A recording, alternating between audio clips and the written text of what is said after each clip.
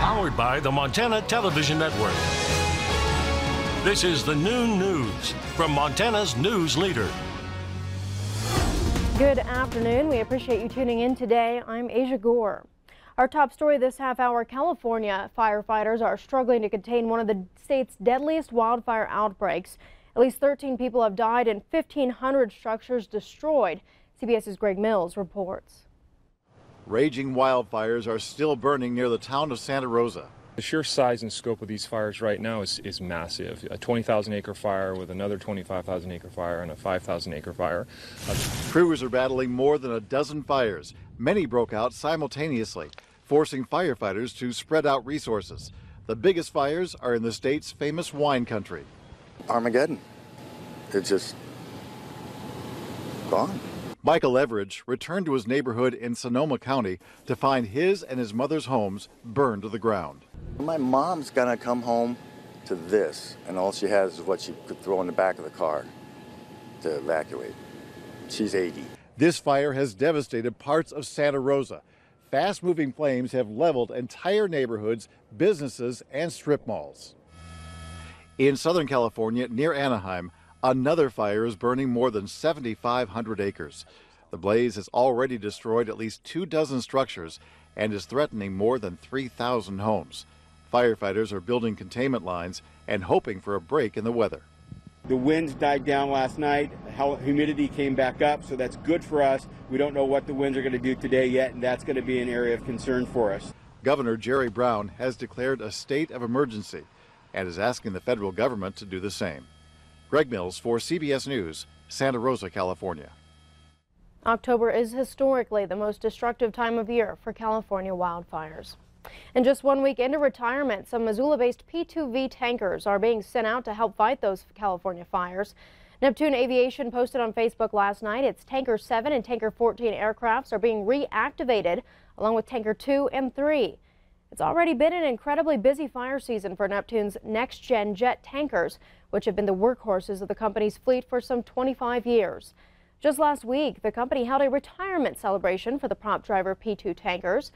But as thousands of acres burn in what many call the worst firestorm in recent California history, the Missoula-based aircraft are off to wine country.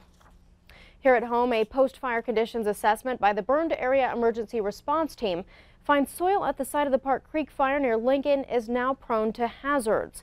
That report found about 30% of the burned land, or just over 3,800 acres, is affected. The team of Forest Service scientists and specialists evaluated burned land inside the fire perimeter to determine the risk for threats like flash floods, mudslides, and erosion. The primary risks are to roads and trails and fish habitat. Some measures to mitigate potential dangers have already been approved, like removing hazardous trees, stabilizing and stormproofing trails and roads, and treating about 270 acres of noxious weeds. The body of a backcountry skier killed in an avalanche in the Madison Range on Saturday has been recovered.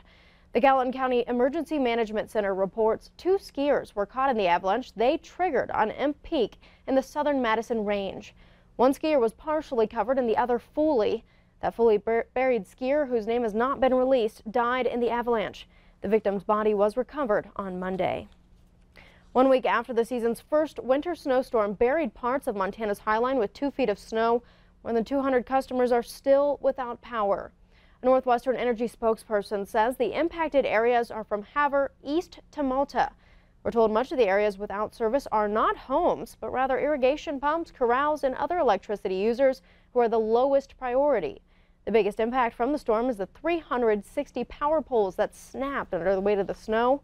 190 poles have been repaired, but crews still need to repair 170 poles to restore significant sections of the area's electrical system.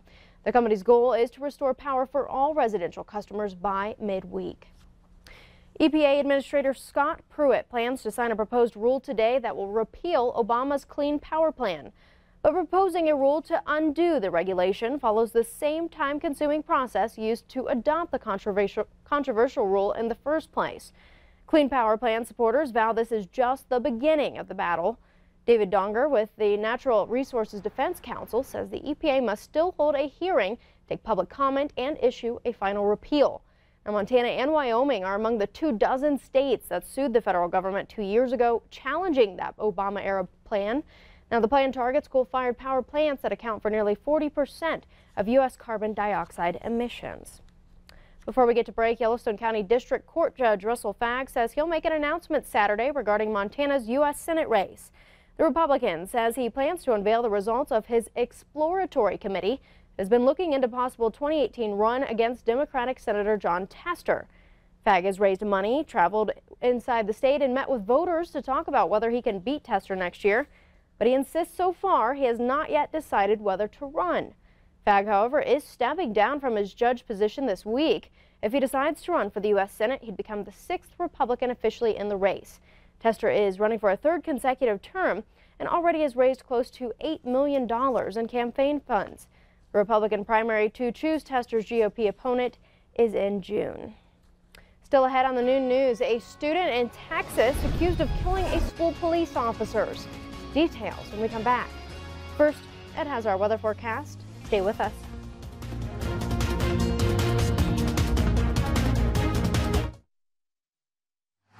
You're watching